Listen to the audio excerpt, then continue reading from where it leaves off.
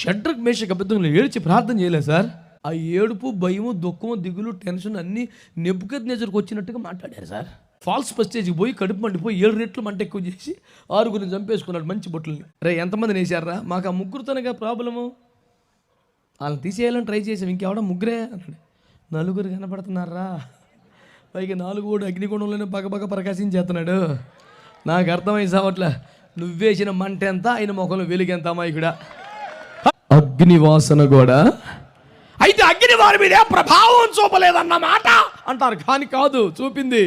వాళ్ళు కాళ్ళు చేతులు బంధించబడ్డవారే విసిరితే బంధకం లేకుండా తిరుగుతున్నారు. కొట్టుకొని చప్పట్లు. ఇప్పుడు పోవలసినవి పోతే లెక్క చేయకుండా వెళ్ళో రక్తమే చేయ ఎప్పటికండి చాలా టెన్షన్గా ఉన్న దగ్గర నా పరిస్థితులు ఏం బాగాలేదండి బాబు, అగ్నిగుండం పెంచేస్తున్నారు రోజు రోజుకి కష్టమే.